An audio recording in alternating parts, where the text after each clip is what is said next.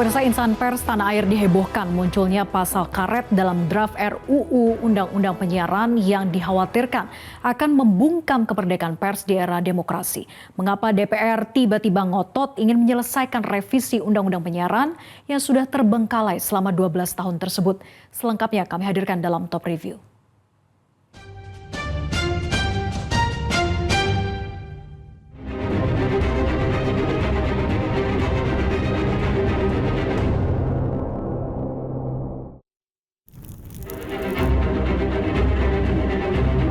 Draft rancangan Undang-Undang Penyiaran yang tersebar di masyarakat menuai kritik tajam dari berbagai pegiat jurnalistik dan insan pers di tanah air.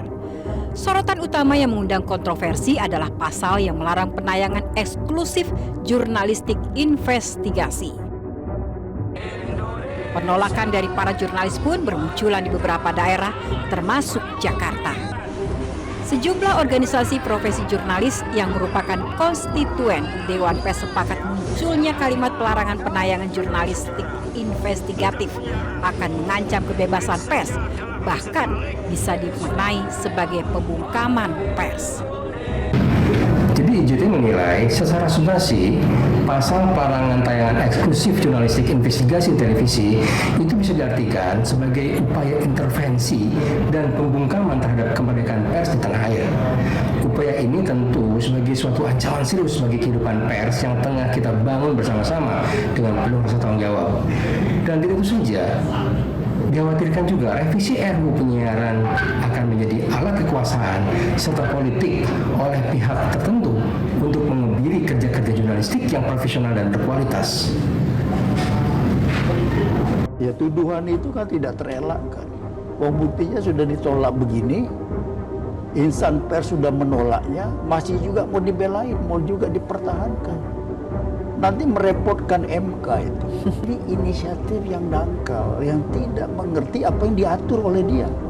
Melarang itu adalah perkara yang tidak mudah untuk dicantumkan dalam undang-undang. Karena risikonya panjang. Apalagi melarang yang menyangkut kebebasan pers.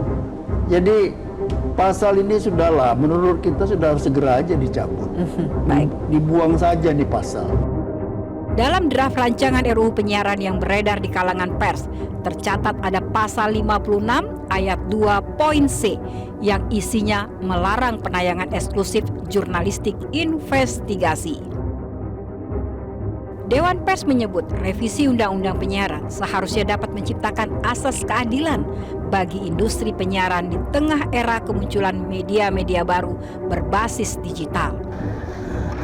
Namun, kini sejumlah pasal yang ada di draft RUU Penyiaran justru membahayakan.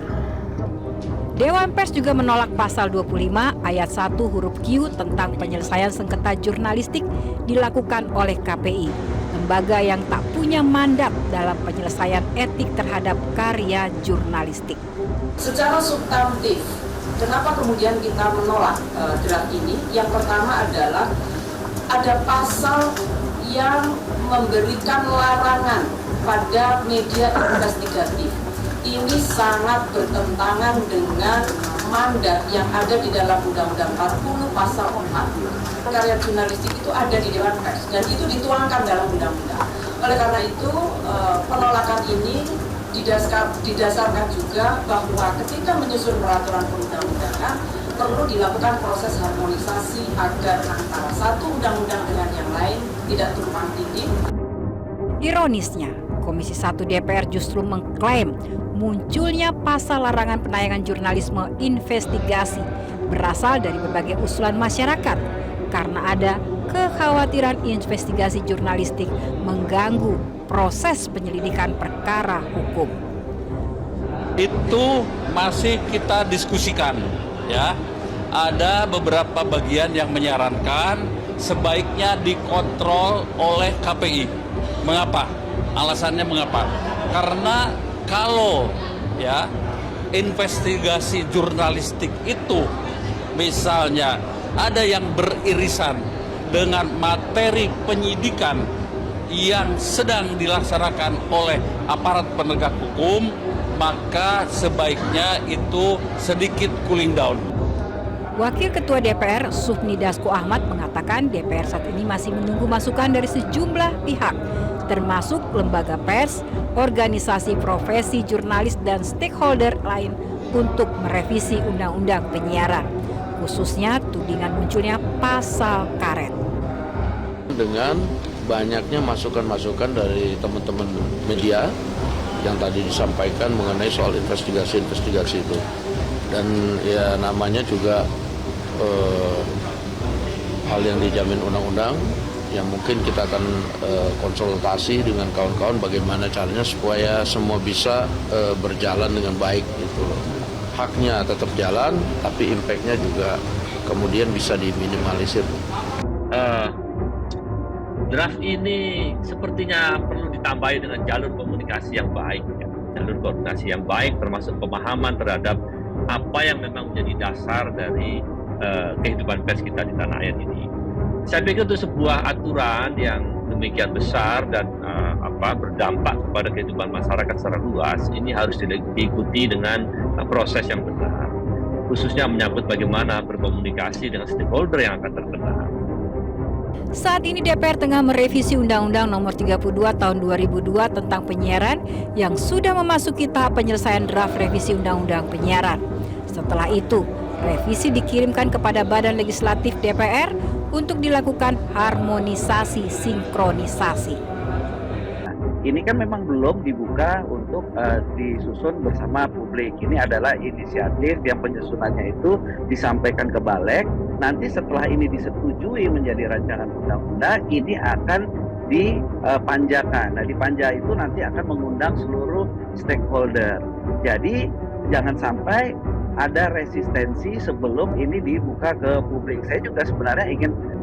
Dalam perjalanannya, pembahasan RUU Penyiaran adalah revisi terlama dalam sejarah revisi sebuah undang-undang, yakni sudah dilakukan sejak tahun 2012 alias hampir 12 tahun yang lalu.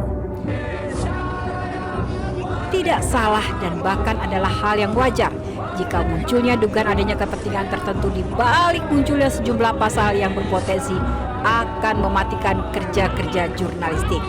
Terlebih, berhembus isu bahwa revisi Undang-Undang Penyiaran akan ditargetkan selesai sebelum berakhirnya masa jabatan DPR tahun ini.